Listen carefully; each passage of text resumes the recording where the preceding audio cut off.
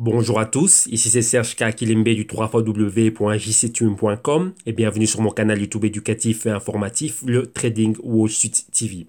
Et aujourd'hui, comme tous les mercredis, on fait un crypto trading et aujourd'hui c'est la journée consacrée au Ripple, Stellar Lumens, le VeChain, le Tron et le Siacoin. Donc principalement, vous voyez chez les cryptos de catégorie interbancaire et d'un autre côté les cryptos de catégorie data storage, entertainment et encore pas mal d'autres choses. Ok? Donc voilà.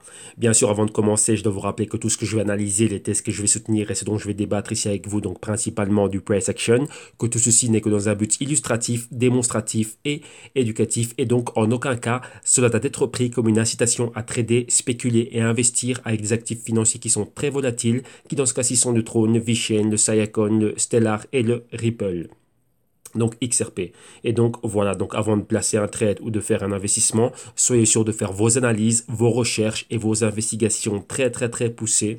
Et rappelez-vous que votre capital est en risque. Et aussi faites super attention à toutes ces publicités mensongères que vous voyez qui courent le web de retour au sujet des retours impossibles en investissant sur l'une ou l'autre crypto. Rappelez-vous, ce sont des actifs de rente variable et donc à caractère très volatile. Ok? Donc voilà. D'un autre côté, nous avons en archive ici sur notre canal YouTube, le Trading Wall Street TV. Donc ici, vous avez toutes les vidéos que l'on fait au quotidien, donc tous les crypto trading et autres vidéos courtes de 10-15 minutes environ. On revient sur des pièces informatives et on les voit un peu plus en profondeur. Donc tout ceci, vous l'avez en archive sur le canal, donc comme déjà comme beaucoup de personnes qui profitent du contenu du canal. Donc vous aussi, si vous êtes novice, si vous commencez, ben venez et profitez du contenu que vous avez ici dans le canal. Ce contenu est pensé pour vous. Donc toute personne qui est novice, tous ceux qui sont intéressés par le trading, par le crypto, les investissements et ainsi de suite, cela va vous permettre de vous orienter et de vous inspirer et de vous permettre de vous familiariser avec la terminologie et avec les concepts et les mécanismes qui sont derrière les marchés financiers. Pourquoi? Rappelez-vous que le trading existait avant les cryptos et que les cryptos aujourd'hui ne sont qu'un actif en plus dans l'univers du trading. Ok? Donc voilà. Et en fin d'émission, on reviendra sur le comment vous pouvez avoir accès aussi à nos services et solutions que nous offrons au www.jctune.com. Je vous rappelle que tous nos services et solutions sont en promotion jusqu'au 1er juin 2018. Donc voilà, donc venez profiter de ce qu'on a au niveau de l'initiation, donc les vidéos consulting. Nous avons le consulting one-on-one. Nous avons la solution active qui est une solution dans laquelle nous, on opère avec vous, on met sur pied un système et des stratégies d'intervention sur le marché. Et bien sûr, pour tous ceux qui n'ont pas besoin de formation, on va dire ça, d'initiation, nous avons quoi? Nous avons les Global Crypto Research qui sont des rapports fondamentaux. Donc, c'est toujours de l'éducation financière, mais ici, axé sur les cryptos, les fondamentaux. Et donc, on va bien plus en profondeur. Donc, ici, comme vous le voyez, à l'écran, le dernier crypto rapport à avoir été publié, c'était celui du Q2. Et ici, vous voyez bien que il y a 18 heures de vidéo accompagné d'un PDF de 185 pages. Donc, ici, vous envoyez le contenu. En fin d'émission, on reviendra là-dessus. Ok, donc voilà. Alors maintenant, on y va. On va se concentrer sur le Ripple, le Stellar, le Tron, le VeChain et le Siacoin. Le Siacoin. Et donc, premièrement, on va procéder de la manière suivante. Donc, numéro un, on va regarder la market cap. Donc, on va revenir sur la market cap, voir un peu ce qui est en train de se passer à ce niveau-là. Numéro 2, on va prendre le Bitcoin comme indicateur. Et ensuite, on va aller regarder les 5 cryptos du jour. Ensuite, on regardera, on va commenter des pièces informatives, donc pour voir un peu ce qui se passe au niveau fondamental, quelles sont les avancées de l'équipe de développeurs et comment se portent les jetons. Donc les news concernant ce jeton. Et ensuite, on ira analyse technique et au price action. Ok, donc voilà, donc on va rapidement rafraîchir la page, comme ça je suis sûr que c'est les prix les plus récents qui s'affichent ici à l'écran. Donc voilà, donc là on est sur Coin Checkup et on va y aller, on va commencer tout de suite. Voilà, donc rappelez-vous, la résistance des 452, 455 milliards, on était au niveau des 430, on a continué la baisse, et ici on est sur le support des 425, 420 milliards, donc on y est. Donc si on continue à baisser, on va baisser pour aller vers le support des 400 milliards qui est un niveau psychologique, et de là on va voir comment cela va évoluer. Donc maintenant, si on se base du Bitcoin comme indicateur, donc le Bitcoin maintenant est au 9136 dollars, il est à la baisse au niveau horaire. pardon, au niveau 24 heures. Et ici, vous voyez qu'on est clairement sur le niveau de support et on vient les retester. Donc, vous voyez qu'on est pratiquement flat. Donc, maintenant, allons voir les cryptos du jour. Donc, numéro 3, ici, Ripple, son prix 77 dollars US. Au niveau horaire, on est flat, mais à la hausse de 0,6%. 24 heures à la baisse de moins 6,1%. Hebdo à la baisse de moins 8,6%. Mensuel à la hausse d'un peu moins de 54%. Et trimestriel, vous voyez qu'on est flat, mais en positif de 0,5%. Et vous voyez ici la tendance claire à la baisse. Market cap 30 milliards, 30,5 milliards de dollars. Ensuite, continuons. Ici, huitième position, le Stellar. Son prix 36 cents de dollars US. Au niveau horaire, on est flat, mais à la hausse de 0,6%. 24 heures, on est à la baisse de 7,8%. Hebdo à la baisse de 16,3%. Mensuel à la hausse de 87%. Et trimestriel à la hausse de 2,4%. Tendance hebdo à la baisse. Market cap 6,8 milliards de dollars. Continuons ici, dixième position pour le trône, son prix 8 cents de dollars. Au niveau horaire, on est flat, mais à la hausse de 0,2%.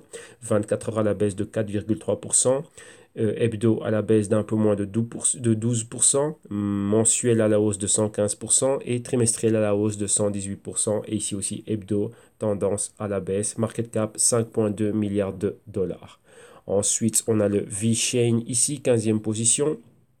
Son prix 4,8 4 dollars et 82 cents. Au niveau horaire, flat mais à la hausse, on est en dessous des 1%, exactement 0,8%. 24 heures à la baisse de 3,4%. Hebdo, on est à la hausse mais flat, donc juste en dessous de 1%, donc 0,9%. Mensuel à la hausse de 91%. Trimestriel aussi à la hausse de 10%. Donc vous voyez ici, on est en mouvement horizontal entre support et résistance. Maintenant, on est vraiment sur le support. Market cap de 2,5 milliards de dollars. Voyons voir qu'est-ce que l'on avait encore ici. On va voir si on voit le SIA Coin apparaître ici dans le top 100. On va voir, il est où? On va voir s'il apparaît ici.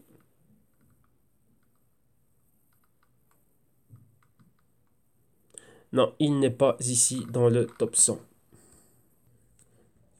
Et donc voilà ici rapidement le SIA Coin. Et ici c'est quoi son prix? 2 cents de dollars. Vous voyez au niveau volume de 24 heures ici. Pardon, au niveau de son change ici, hein, dans les 24 heures, on est à la hausse de... ouais, bon, ici, il nous met en égard, enfin, il nous met ça en vert, mais c'est plutôt à la baisse. Hein.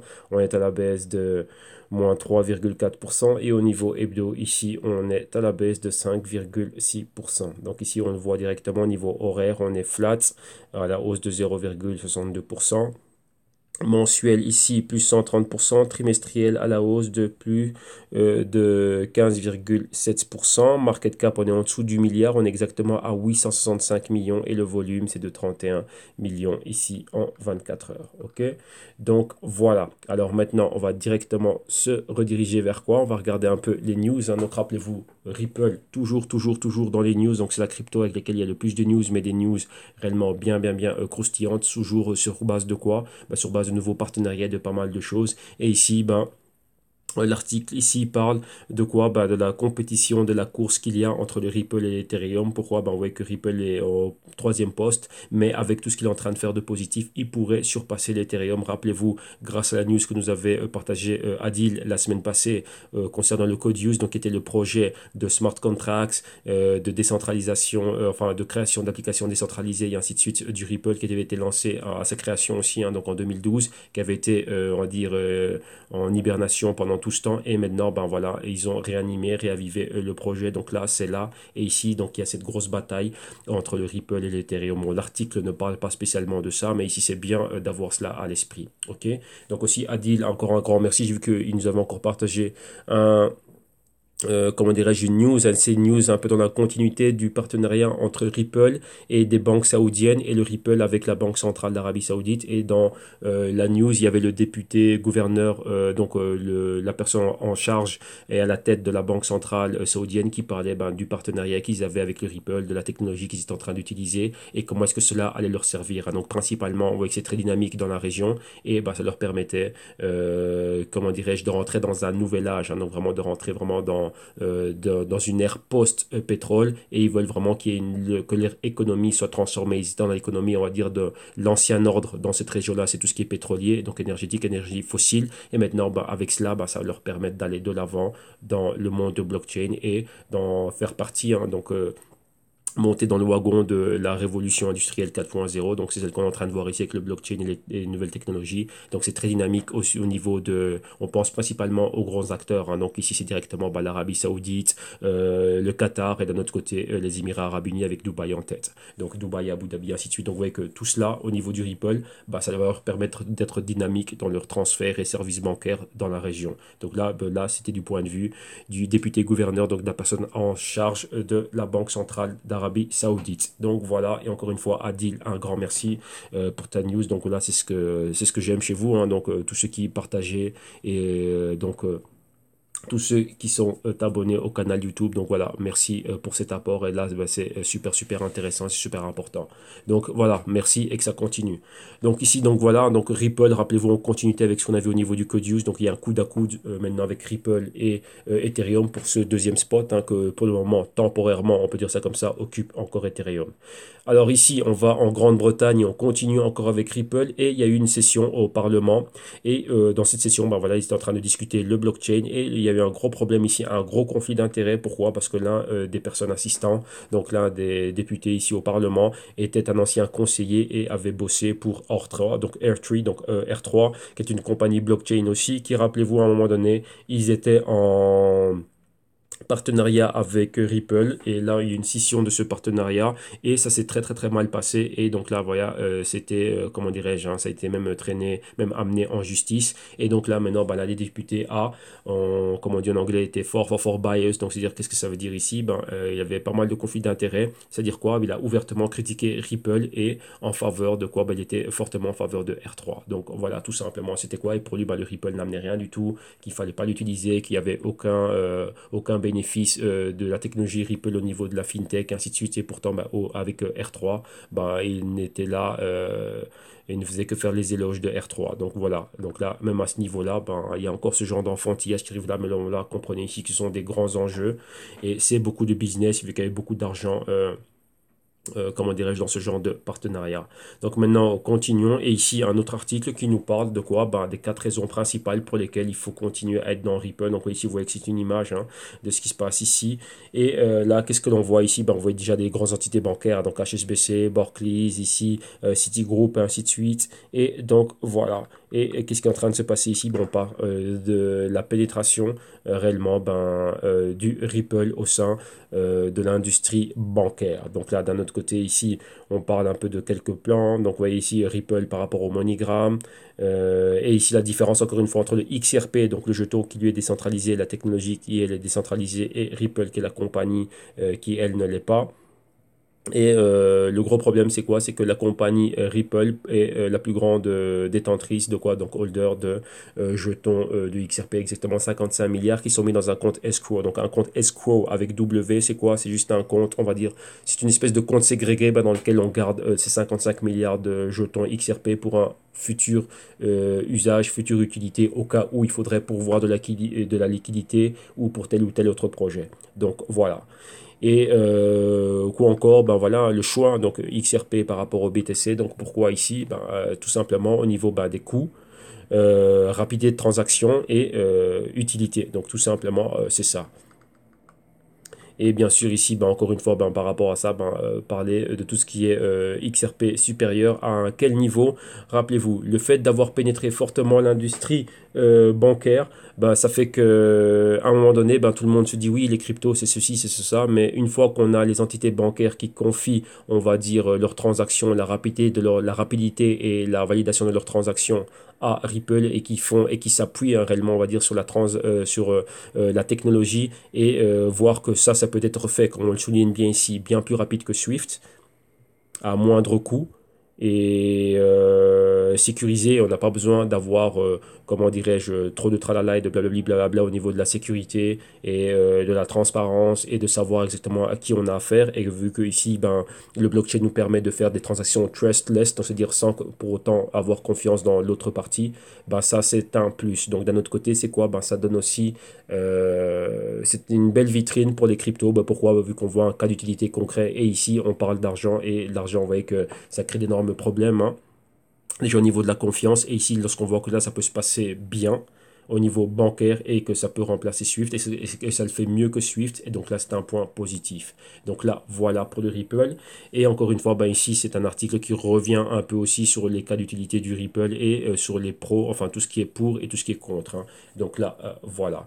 Et ici, c'est pratiquement tous les points que l'on connaît au Ripple, hein. Donc Ripple, la compagnie, d'un autre côté le XRP et tout ce que c'est en train, enfin tout ce que le Ripple est en train de faire. Donc là, c'est revenir un peu dessus. Et après, revenir un peu sur ce qu'est le Ripple, un peu leur historique. Et bien sûr, les bénéfices que nous donne le Ripple et un peu l'historique au niveau de leur technologie et qui et quoi est en train d'utiliser. Rappelez-vous qu'en tête, hein, nous avons Banco Santander qui est réellement très, très, très... comment dirais-je, ils ont une collaboration et un partenariat qui est très très très puissant et Banco Santander utilise déjà la technologie Ripple. Maintenant, on va au niveau du Stellar et qu'est-ce que l'on a ici? Ben, Stellar, on voit que le Stellar maintenant vient d'être supporté, donc vient d'être listé sur le Bitfinex, donc ça c'est quelque chose de positif. On dit qu'il n'a pas décollé spécialement, mais être sur un exchange comme Bitfinex, eh ben, ça donne quoi? Ben, c'est comment dirais-je, une belle exposition. Donc là, ben voilà, et espérons que ça, ben, ça va redynamiser un peu son marché et qu'on voit le Stellar, comment dirais-je, dans le vert. Mais rappelez-vous qu'il est aussi en corrélation avec tout ce qui se passe au sein de tout l'écosystème. Ok, donc là, voilà pour le Stellar. Maintenant, on va regarder ce qui se passe au niveau du Trône. Et ici, Trône et Coinbase. Rappelez-vous que Coinbase, super gros exchange là aux États-Unis. On parlait des futurs listings, hein, donc des futurs cryptos à être rajoutés sur Coinbase. On parlait de XRP, donc de XRP de Ripple, mais problématique avec le XRP de Ripple. Et ici, il y a pas mal de spéculations qui tournent autour du trône. Et on voit ici l'article nous dit, enfin selon le rédacteur de l'article, c'est quoi? C'est que Coinbase a besoin de trône. Donc là, bon, voilà. Donc là, on explique les raisons pour lesquelles on va être trône avec tout le buzz qui est autour de trône, leur migration, Justin Chen et ainsi de suite. Donc ça en fait quelque chose de super super intéressant. Et donc ça, ce serait réellement quelque chose de super intéressant pour réellement Coinbase. Maintenant, continuons. Qu'est-ce qu'on a? On a Throne ici face au EOS. Rappelez-vous hier, donc lundi, je vous parlais du EOS qui avait une comparaison entre EOS et Throne. Donc EOS et Throne sont deux cryptos réellement qui sont fort fort fort montés dernièrement. Donc déjà on va dire dans ce premier trimestre ce sont des cryptos qui ont fait énormément parler d'elles. Donc déjà d'un côté Justin Chen et d'un autre côté Dan Larimer. Ils ont fait énormément parler d'eux au niveau de leur blockchain. Maintenant rappelez-vous c'était des jetons ERC20. Donc ça fait pas longtemps qu'ils existent. Donc créés à partir de la blockchain d'Ethereum ainsi de suite. Maintenant ces deux cryptos le 31 pour Throne et le 2 juin pour EOS, il y aura leur migration, donc ils vont avoir leur propre plateforme blockchain. Et donc maintenant, ici, il y a un peu un match entre les deux, donc une comparaison réellement entre ces deux plateformes, donc faire un peu des comparaisons et ici revenir clairement sur le côté mainnet, donc leur propre blockchain et ce lancement. Et ensuite, les performances au niveau du marché. Donc on a vu qu'ils étaient fortement dans le vert, hein, donc le EOS qui a fait des hauts plus hauts et qui est à des niveaux très très très intéressants. Et maintenant, on parle du trône et la migration. Donc, rappelez-vous, donc bouger de la blockchain Ethereum, ne plus être un jeton ERC20, mais réellement avoir leur propre plateforme blockchain. Et donc là, ce qui est en train de se passer à ce niveau-là. Donc là, voilà qu'il y a faut savoir exactement ce qui va se passer. Donc là, si vous avez des trônes, voilà, comme moi j'ai pas mal de clients qui avaient des trônes, donc voilà, il fallait exactement savoir ce qui allait se passer par rapport à ça. Et comme vous voyez que cette migration va être supportée par les exchanges. Et en rapport à ceci, donc là, je vous ai mis le screenshot ici directement venant de la page du Throne Network. Et ils le disent ici, pour tous ceux qui ont cela, tous ceux qui ont des TRX donc en holding sur un exchange, il n'y a pas d'action qui est requise. Pourquoi? Parce que l'exchange va s'en occuper. Donc là, vous voyez qu'il y a un message clair. Donc c'est un message qui date du 2 mai. Donc c'est un message clair venant de l'équipe de Throne par rapport aux investisseurs dans le TRX. Donc là, voilà. Donc vous voyez que là aussi, c'est repris. Donc vous voyez que les exchanges, donc tous ceux qui ont du TRX en exchange, donc là, voilà, il n'y a pas de problème. Pour ceux qui l'ont en wallet, il y a certaines choses que vous allez devoir faire par rapport à ça. Ok, donc là, voilà, on revient dessus. Et donc là, voilà, ça c'est fait. Et maintenant, on continue encore ici. Voilà, hein. Donc maintenant, en continuité avec cet article ici, voilà, on dit que l'avenir, on va dire, est bleu, hein. Donc tout se passe bien ici pour le trône. Rappelez-vous, on revient encore sur quoi? On revient sur comment dirais-je, leur mainnet, donc le lancement de leur propre blockchain, et ce que Tron vient faire. Donc on voit ici, ils viennent vraiment pour être là, pour être la web 4.0 et réinventer Internet. Donc là, c'est vraiment tout ce qu'ils sont en train de faire. Donc à ce niveau-là, donc c'est juste parler de tout ce qui entoure donc ce moment féerique dans lequel se trouve, on va dire ça comme ça, dans lequel se trouve le trône. Et ici, en soulignant un point. Savez-vous que Jack Ma, c'était un professeur, il avait sa propre université en Chine, donc c'était un professeur quoi, il apprenait l'anglais à ses élèves et ainsi de suite et tout ça, avant de fonder Alibaba. Et Justin Sun, c'était l'un des élèves de cette école-là qui avait reçu un prix, donc des distinctions et ainsi de suite. Et il y a pas mal de personnes qui bossent avec Justin Sun à Throne, qui sont aussi des personnes qui avaient travaillé avec Jack Ma, donc d'Alibaba, et qui sont toujours en relation avec Alibaba et Jack Ma. Et donc, dans un futur proche, comment dirais-je, on peut parler donc, de quelque chose, c'est quoi, donc d'une rencontre et de pourquoi pas un partenariat au niveau du business. Et pour certaines personnes, cela est inévitable, comme le souligne ici l'auteur de cet article.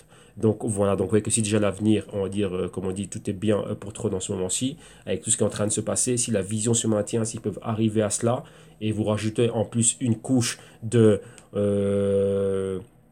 d'ultra dopant ici, hein, donc d'un booster comme étant voilà, l'annonce d'un partenariat avec Alibaba ou un intérêt quelconque de Jack Ma vis-à-vis du projet Throne et encore ce rapprochement Jack Ma Justin Sun. Donc là, ça peut être quelque chose de très très très solide et de très puissant pour le Throne.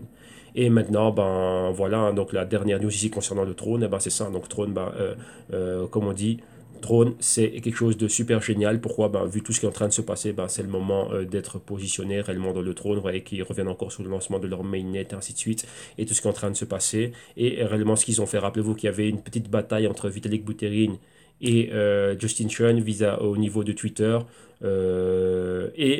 Comment dirais-je, Justin Sun a répondu de manière bien plus intelligente en faisant quoi? Vu qu'ils vont migrer, ils ont fait un airdrop. C'est quoi? Distribuer 30 millions de jetons TRX gratos pour les holders de Ethereum pour les remercier et pour leur dire que tiens, on en serait où s'il n'y aurait pas Ethereum, vu on a lancé notre ICO et on était un ERC20 au départ, et maintenant voilà, on va grandir. Et donc ça, c'est en remerciement. Donc là, c'est stratégiquement parlant, c'est super, super intéressant. Et ça, c'est des moves de stratège. Donc là, on voit bien que le petit Justin Sun, enfin le petit gars qui a moins de 30 ans, voilà, c'est vraiment quelqu'un de...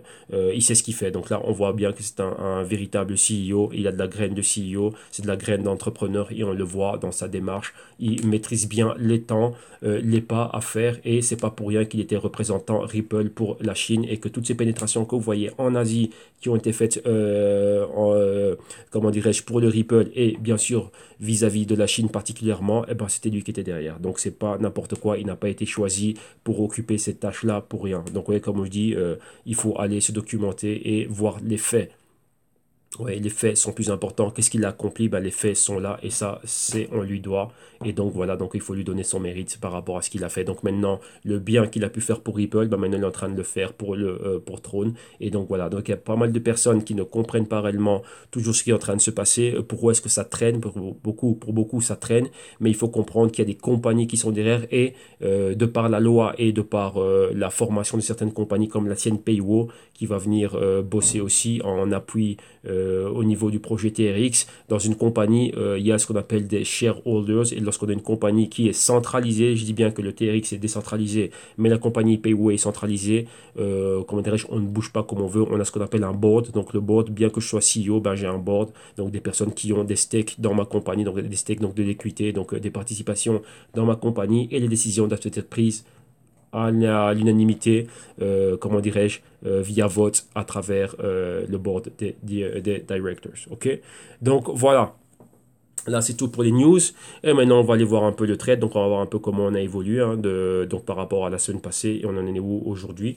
Rapidement, bien évidemment, on va regarder quoi? Notre graphique technique du Bitcoin. Comme maintenant, c'est devenu une habitude quotidienne. Donc, ça, c'est notre petit rituel quotidien. Et ici, donc, rappelez-vous par rapport à ce qu'on avait vu hier. Rappelez-vous, on était dans ce mouvement horizontal et maintenant, qui équivaut à quoi? Ben, vous voyez les anciennes résistances, supports, les points pivots que l'on avait. On est dans cette ligne, donc dans ce trading range, compris entre 10 000 $ comme résistance et le support des 8 000, 8 500. Donc plutôt les 9, ouais, entre 9 000 et les 8 750. Et vous voyez qu'on est toujours là. Et ici, on se dirige vers le support. Donc là, vous voyez qu'on est en train de rejeter légèrement les niveaux des 9 000. C'était une barrière psychologique. Donc si on est en dessous des 9 000, rappelez-vous ici, on a quoi? Point pivot 9 000. Support 9000 ici, point pivot ici, résistance 9000, ici on était posé dessus, et ici vous voyez qu'on avait cette bougie bullish, donc bougie haussière, la bougie bearish ici qui annule cette bougie haussière, et depuis là on est dans un inside des candles, donc depuis là vous voyez, aucune bougie ici n'était ni au-dessus ni en dessous de cette grande bougie rouge, donc le rouge ici, donc les vendeurs peuvent prendre le contrôle à tout moment, et vous voyez aussi qu'on a la moyenne mobile de, que je dise pas de bêtises, de 50 jours qui est là, et non, pardon, ça c'est 100 jours. Et un peu plus bas, on a 50 jours aux alentours des 8200. Donc avec les niveaux qui sont marqués. Donc là, voilà. Donc ici, la baisse nous menace toujours. Voilà. Alors maintenant, on va aller à notre graphique weekly. Et on va aller à quoi directement ici? On va directement regarder où on en est et faire le point sur le XRP, sur le Stellar, le Tron, le VeChain et le Siacoin. OK? Donc là, attendons que cela charge.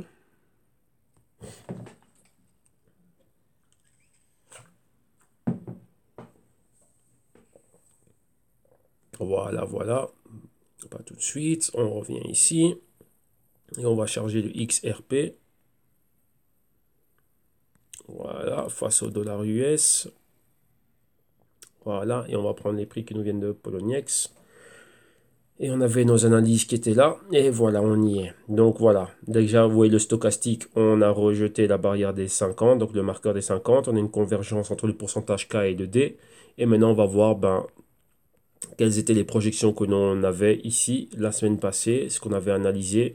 Rappelez-vous qu'on avait mis un Fibonacci, on avait pris donc l'inception du mouvement, le bas ici en zone de sous-évaluation, et ici on avait pris la résistance, vous voyez ce point pivot que vous voyez ici, donc maintenant c'est une résistance mais c'est un ancien support, comme on va dire comme point de repère, hein, donc comme target. Donc ici, les 95 cents, vous voyez qu'on l'a atteint avec cette bougie de haut max. Et depuis là, ben, regardez ce qui s'est passé. Bon, on avait vu une baisse. On avait parlé des niveaux des 23% de retracement. Et ici, on est pile poil sur les 38%. On a atteint l'objectif de la moyenne mobile de 4 semaines. On a perforé à la baisse. Convergence entre 4 et 13 semaines. Bon, on est pile poil dessus ici sur le retracement de 38%. Et ici, vous voyez qu'on peut se diriger. Si on a une continuité à cette bougie rouge qui est très très très puissante, on est toujours au-dessus des 50% de cette bougie verte. Mais on peut se diriger très facilement et très rapidement vers les 50% de retracement, donc les 70 cents. Donc là, ici, on va revoir encore une baisse. Donc là, ici, ce serait quoi? Descendre plus bas. On a cette bougie ici avec ce doji.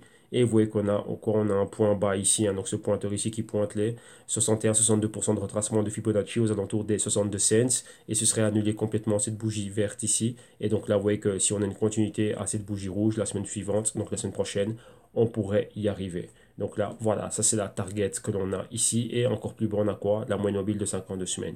Mais ici, pour faire à court terme, on va voir si d'ici la semaine prochaine, comme target, on aurait les 70 cents. Donc, vous voyez, par rapport au Ripple, c'est ce que l'on voit. Et qu'est-ce qu'on voit encore une fois? Ben, point pivot ici, un bas plus bas, et un autre point pivot, donc résistance, et on va plus bas. Ok, donc rappelez-vous qu'ici, on s'attendait à voir quoi? Ben, on a notre épaule, une tête, et ici, on s'attend juste à faire une deuxième épaule. Donc là, avoir notre patron, le retour, et ici, pouvoir avoir un point C, rappelez-vous, c'est ce que l'on cherche, un point C, hein, pour compléter notre A, B, C, et avoir un D plus haut, et après, ben, continuer notre course haussière, si réellement on est haussier, si réellement ce Q2, donc premier Q1, donc de début 2018 à au mois d'avril, ben, si c'était réellement ben, cette phase, comment dirais-je, ce trimestre baissier, et depuis là, ben, depuis le mois d'avril, vous voyez qu'on a commencé l'inception d'un mouvement haussier ici, voir s'il se maintient. Ok, donc là maintenant, par rapport au Ripple, on va s'attendre à quoi? Ben, avoir une continuité à cette baisse. Donc là, si c'est la première fois que vous regardez la vidéo, regardez les vidéos précédentes des mercredis. Et là, vous allez voir ben, comment est-ce qu'on a fait nos projections. Et si oui ou non, ben, on était dans le bon bas apparemment, vu que ce qu'on en voit ici, ce qu'on avait vu comme scénario, ben voilà, c'est en train de se dérouler. Donc pour tous ceux qui le regardent en euros, moi-même je le regarde en euros, et ben là, on n'a qu'à faire quoi? Ben, là, c'est la conversion du prix et regarder les niveaux des moyennes mobiles et adapter le Fibonacci et l'interprétation du stochastique par rapport à ça. Ok, donc là, vous voyez, il n'y a pas plus à commenter, hein, donc la baisse, elle est là. Donc là, on va voir, on va voir jusqu'où on va aller. Maintenant, on va regarder le Stellar et on va aller au Stellar Lumens face au dollar US. On va prendre les prix qui nous viennent de Poloniex. Voilà, on est dessus. Et ici, ben, c'est exactement la même chose. Donc, c'est pareil. Donc, voyez, ici, qu'est-ce qu'on a? On va revenir dessus. On va agrandir cela pour bien zoomer et bien voir à l'écran nos analyses. Voilà, voilà. Et voilà. Donc ici, l'inception, excusez-moi, voilà, l'inception du mouvement. Ici, en zone de sous-évaluation du stochastique, on est monté, on a passé le marqueur des 50 avec une divergence, on a atteint donc le pourcentage K, donc bleu marine ici, cette moyenne mobile, elle a atteint quoi? La zone de surévaluation. Et vous voyez que lorsqu'on a placé notre Fibonacci, donc d'ici au haut que l'on avait là, ben, les points qu'on avait numéro 1, c'était l'ancien support, donc ce point pivot ici. Maintenant une résistance, on est au-dessus et on a cette résistance ici au 47 cents et ouais, c'est le niveau que l'on a atteint. Et depuis là, sur base de notre Fibonacci, ben, qu'est-ce que l'on voit? On voit un patron good evening, donc une hausse, une indécision, une bougie baissière. Donc point pivot, on voit la baisse, on a un haut ici et un haut plus bas. Qui lui aussi est un haut plus bas si on prend le haut qu'on a un peu plus haut. Donc on a 1, 2, 3 haut plus bas exactement. Et maintenant, bah, qu'est-ce qu'on a ici? Ce point pivot, on pivote, on voit la baisse. Les 23% de Fibonacci, on les a atteints. Et regardez bien, tant qu'on était ici au niveau haut, regardez où était la moyenne mobile de 4 semaines. Donc on était super éloigné. Comme je dis toujours, les moyennes mobiles attirent des prix comme un aimant. Et là, on est revenu pour avoir une interaction. On a atteint celle de 4 semaines. On a atteint les 38% de retracement de Fibonacci. Il y avait une convergence entre 4 et 8 semaines perforée à la baisse. Et maintenant, qu'est-ce qu'on a ici? On a une autre multi-convergence ici, hein. Donc, c'est 13 semaines, 13 semaines, 8 semaines. Ah oui, excuse-moi, petite erreur, hein. La moyenne mobile bleu marine ici, c'est celle de 21 semaines. Donc, la convergence était 4 semaines et 21 semaines. Et ici, plus bas, on a 13 semaines en rouge, 21 semaines, 26 semaines pardon, en noir et 8 semaines ici en bleu-gris. Donc là, c'est le niveau des 50% de Fibonacci. Donc là, on va s'attendre à avoir une continuité et atteindre ces niveaux-là. Donc ce serait aussi quoi? Les 50% de cette bougie rouge. Et vous voyez qu'on a un point pivot là. Et donc là, vous voyez, pour le moment, on est dessus ici. C'est un support. Donc là, on s'attend à toucher cela, donc les 35 cents. Si on va en dessous, on serait atteindre la zone pratiquement des 30 et des 32 cents, les 50% de retracement de Fibonacci. Et vous voyez que la moyenne mobile de 52 semaines est très loin en dessous comme support max, mais il y a un énorme spread ici. Donc là, la target, il y a des très très très fortes probabilités pour qu'on atteigne la target ici des 30 cents. Okay. Et donc rappelez-vous encore une fois, on aura quoi comme patron? On aura l'épaule, la tête ici, la deuxième épaule là. On s'attend à faire ceci, donc notre A, ici notre B. Là, notre C avec un point d'interrogation, on va voir si on va atteindre ça et de là remonter si réellement maintenant on est dans cette phase haussière qui a commencé ici en zone de sous-évaluation. Ok, donc voilà, ça c'est pour le Stellar Lumens. Donc vous voyez qu'il n'y a pas grand chose à commenter. Donc ça c'est ce qu'on avait vu la semaine passée, on s'y attendait. Donc là ça se passe selon ce qu'on avait analysé. Maintenant on va au suivant et on va regarder le TRX. Voilà, on va regarder le TRX face au dollar US. Et on va voir comment se porte le trône. Ici, on va prendre les prix qui nous viennent de Liquid. Je pense que c'est là qu'on avait nos analyses. Voilà, en effet, c'est ça. Et c'est pareil, hein. Ici aussi, vous voyez qu'on voit la même chose. On voit ici la tasse qui est en train de se former. Donc, rappelez-vous, on commence ici en sous-évaluation et on va faire un A, un B, un C et un D. Pour le moment, on est où? On a atteint les 10 cents. Vous voyez, c'était notre niveau max. Donc, vous voyez ici, sous-évaluation, surévaluation. Boum. Et depuis là, on est en train de revenir ici plus bas. Donc on est en train de faire un retracement. Donc là c'est quoi? Rappelez-vous que le principe, le concept derrière cela c'est quoi? Inception d'un mouvement à une zone de sous-évaluation. On rentre, on arrive en haut. Qu'est-ce qu'on fait? On revend notre position. On rentre en A, on va en B et on réaccumule au niveau des C. Donc là on va voir ce qui va se passer. Donc maintenant c'est à la recherche d'un C. Dans cette amplitude de mouvement, qu'est-ce qu'on a? On a les hauts ici au niveau des 10 cents, on les a atteints et on descend. On a descendu où? Moyenne, enfin, retracement des 23%. Et regardez où est la moyenne mobile de 4 semaines. Comme je dis toujours, dès qu'on est trop éloigné des moyennes mobiles, on doit revenir. Donc directement ici, on voit qu'on baisse. Et donc là, c'est quoi? C'est une prise de bénéfice simple. Donc c'est un indicateur que regardent les spéculateurs, les traders, les algorithmes, tout ce que vous voulez. Dès qu'on voit qu'on est loin, on doit revenir. avoir une interaction avec la moyenne mobile. Donc avec, on a un énorme spread entre les différentes moyennes mobiles. Mais commençons par celle de 4 semaines qui est ici au niveau des 75. Non, même pas, c'est 0, pardon. 0, 0, 75. Donc ici, c'était quoi exactement ici? Voilà, là, c'était les 10 cents. Là, on est en fraction, donc là, c'est les 9 cents. Et ici, c'est les 7 cents. Et donc ici, on va pouvoir baisser ici vers les 7 cents et donc le 0, 0, 74. Donc là, voilà. Là, c'est première target. Donc, si on a une continuité cette semaine-ci, pour ce qui reste de la semaine ou d'ici la semaine prochaine, voilà. Si on va plus bas, 38% de retracement. Ici, encore un peu plus bas, les 65 cents. Et ici, on a quoi? Au niveau des 50% de retracement, ben, on a les autres moyennes mobiles, hein. Donc, vous voyez ici exactement 21 semaines qui apparaît. On a 8 semaines et 13 semaines qui sont là. Et vous voyez que si ça correspond aussi à ce que l'on voit au niveau du stochastique, on a une convergence. Si maintenant on va à la baisse et que la moyenne rouge, donc le pourcentage D, passe au-dessus du K, qui est celle de bleu marine, et qu'on repère fort à la baisse au niveau des 50 du stochastique, retourner en zone de sous-évaluation. Donc là, ça nous fait un clair mouvement baissier. Et si ici, on est là pour faire notre tasse, eh ben, on a notre A, notre B, notre C quelque part ici. Ouais, là le A, là le fameux B, et ensuite s'attendre à voir ça, revenir aux 10 cents, et ensuite continuer à monter un peu plus haut. Ouais, donc là, on s'était déjà préparé par rapport à ça et on va voir comment est-ce que cela va évoluer. Ok, donc là, on reste avec et on continue. On a fait le TRX, maintenant on va regarder le V-Chain. Donc le V-Chain, ça va être le VET, mais pour le moment c'est toujours VEN. Donc on regarde ça, VEN face au dollar US et on est encore là. On va regarder ça face à ITBC. Je pense que là on a nos analyses, voilà. Ici on a juste fait une petite chose, on doit ajuster le Fibonacci. Et vous voyez qu'on n'était pas loin de, vous voyez cette zone ici. Donc vous voyez là, on va redessiner ceci, hein. Donc vous voyez qu'on avait ça, ça et ça. De là, boum, on est allé à la baisse. On avait cette zone ici, vous voyez, résistance, résistance, là on est dessus. Et juste en dessous, on a cette zone ici de support. Donc voilà, donc là, comme ça, vous avez vu les niveaux que l'on a atteints, qui ont été validés. On a atteint cela comme résistance. Et maintenant, bon, on a ce mouvement. Donc on va décortiquer et voir ce qui se passe ici par rapport à nos analyses. Vous voyez qu'on a bien décollé d'un point de sous-évaluation. On a atteint le marqueur de 50, donc notre résistance, on est ici. Vous voyez ici. Et là, maintenant, on rebaisse. Ouais, on était loin de la moyenne mobile de 4 semaines. Et regardez, interaction avec une bougie. À un moment donné, cette bougie était complète. Et maintenant, on a juste laissé une mèche. Donc, on a touché. Donc, maintenant, on va voir si la semaine suivante, on aura une interaction avec une bougie complète à ce niveau-ci. Mais pour le moment, vous voyez que là, on a atteint les 23% et on a atteint la target, la moyenne mobile de 4 semaines. Comme je vous le dis, regardez dans d'autres graphiques et dans d'autres émissions. Et là, je pense au EOS. Donc, vous voyez qu'on peut venir la toucher directement ou se rapprocher et après avoir une interaction avec une bougie complète.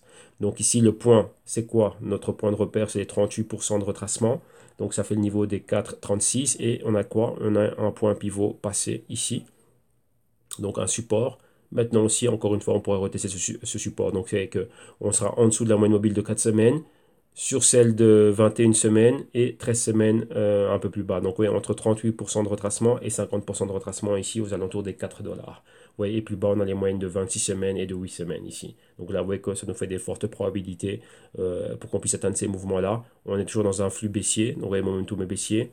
On a été rejeté par les 50. Et si on a une convergence et ensuite que la moyenne rouge passe au-dessus de la bleue marine, ça nous renverrait plus bas. Donc rappelez-vous ici aussi, on cherche à déterminer notre point C, ouais, comme ceci, avec un point d'interrogation, vu qu'on ne sait pas jusqu'où on peut descendre. Et à partir de là, revenir en résistance. Et ensuite là, aller chercher un point D. Si vraiment, c'est les niveaux que l'on attend, épaule, tête-épaule, comme vous voyez là, et on fait demi-tour pour tracer notre grande tasse. Et donc le V-Chain aussi pourrait remonter. Donc maintenant, on s'attend à avoir des niveaux plus bas. Donc c'est généralisé dans tout l'écosystème. Ok. Donc voilà pour le V-Chain. Et on va finir avec le SC Coin, donc le SIA Coin. Hop là. Qu'est-ce qui me fait celui-là? Voilà. On est là. Et c'est le SC face au dollar US. Et c'est les prix qui nous viennent de Synthétique. Voilà, on avait laissé comment dirais-je, nos analyses ici. Et ici, vous voyez qu'on a une méga bougie. Donc là, je ne sais pas si c'est un glitch ou si c'est réellement un crack qui a réellement eu lieu. Donc on serait revenu ici en fraction de SC Coin ici, enfin de SIA Coin. Donc vous voyez là, c'est pratiquement atteindre ces niveaux-là, hein. Donc là, allez, donc là, si l'un d'entre vous avait un peu plus de news. Hein. Donc je sais que Johan, toi tu suis le Siacoin, vu que c'est toi qui me l'avais demandé. Donc voilà, donc si tu peux confirmer réellement ici dans la zone de commentaires que ce glitch ici, donc cette fluctuation rapide qu'on a vue, hein, est réellement réelle, que si ça s'est réellement passé, bah là ça a été quelque chose de terrible. Donc ça c'est de l'ordre d'un flash crash, ça, hein, rapide et terrible. Mais bon, on voit que le fait de voir ça et qu'on voit qu'on est revenu à ces niveaux-là et que c'était racheté directement.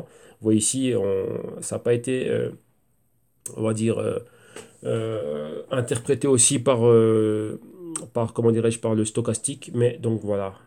Donc ici, pour le moment, on va ignorer ça, mais on va regarder déjà ce qu'on a, comment on a évolué. On a notre point A, notre point B. Vous voyez les points pivots là, point pivot là. Vous voyez qu'on est revenu se poser dessus. On est en dessous d'un moyenne mobile ici de 21 semaines qui apparaît. Retracement de Fibonacci de 23% validé. Rappelez-vous, même scénario. Super hausse, éloigné de la moyenne mobile de 4 semaines. Et vous voyez que là, on est pile poil dessus, donc au niveau des 0,024. Donc là, on est dessus. Qu'est-ce qu'on a plus bas? Convergence entre 13 et 8 semaines, et c'est les niveaux des 50% de retracement de Fibonacci, ancien point pivot dans notre escalier baissier, et c'est le niveau des 2 cents, donc des 0,020. Donc voilà, ça c'est notre target ici. Donc rappelez-vous le A, inception du mouvement ici en zone de sous-évaluation, boum, on monte, on a un B, donc on a validé ces zones-là ici, et maintenant on va chercher un C, forte probabilité pour qu'on atteigne là. Donc ici, vous voyez, on avait une espèce de glitch ici, hein. Donc pareil que ces niveaux-là, mais ici on s'attend à voir notre C ici, donc A, B, C, et depuis là, voir si on va remonter pour atteindre ça, ou on pourrait encore continuer pour aller plus bas. Donc là, potentiel, on va voir si on atteint numéro 1, les 50% de retracement, donc les 0,020, donc les 2 cents, et en même temps la convergence entre 13 et 8 semaines, et ça nous donne quoi? Ça nous donne les 50% de retracement, et regardez le spread entre la moyenne mobile de 4 semaines et celle de 8 et 13 semaines ici au niveau de la convergence, et sur les 50% de retracement. Donc ça c'est notre target pour la semaine suivante, voire ceci. Ok, donc là, voilà. Donc là, on a tout vu, on a tous les niveaux. Il n'y a pas plus que ça à commenter. Donc, ouais, on avait déjà prévu ce genre de scénario. Donc, maintenant, bah, c'est à vous à agir en conséquence. Donc, voilà. Donc, maintenant, bah, si vous aussi voulez en apprendre un peu plus, vous savez que vous avez des carences et des lacunes et vous dites, bah, tiens, moi aussi, j'ai envie d'apprendre l'analyse fondamentale. Je veux apprendre l'analyse technique, générer mon propre système, mes stratégies d'intervention, et ainsi de suite, et tout ça, le hedging. Je veux connaître tout ça et bien plus encore.